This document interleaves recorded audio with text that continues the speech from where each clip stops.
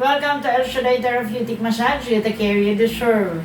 Ngayon po ang aking pasyente ay ang aking kumpare, si Brother Rodel Eustaquio, kasama yung kanya sister wife. Tanungin natin kung ano ang naramdaman at anong bago dumating at anong naramdaman after therapy. Sige.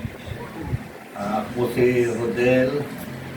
Yes. Nung dumating po kami rito ay masakit ho itong balakang ko.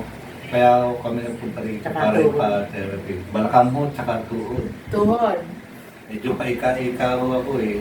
Oh. Hindi Ngayon, ako mapakali ng upo. Upo. hindi ba pakali? Oo. O talaga? Kapat ilang days na yan? 1 week na. Oh, 1 week na.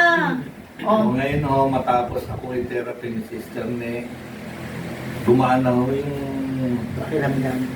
nabawasan na po yung sakit. Halos parang hindi ko na maramdaman eh. Talaga? Sige nga. Ayun, kasama niya Sister Angie, pasyente ko yan, mga pasyente ko. Dati pumunta dito. Nakayuko. Naku, Diyos ko, hindi makaano ngayon. O, tingnan mo naman. So, tingnan natin. Sige, Brother Rodel, tayo ka. Tingnan natin. Sabi mo kanina, hirap ka. Tingnan natin sa ngalan ni Jesus tayo. Kung makakatayo na. Nawala na yung sakit. Kanina ko kasi gano'n. Tingnan, tayo. Sister Angie, patayin mo. Yan. Ano? Okay na.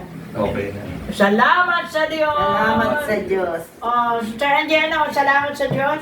Yes, Oh, amen. Oh, di ka na worry. Thank you, Oh, Lord. Thank you. yes.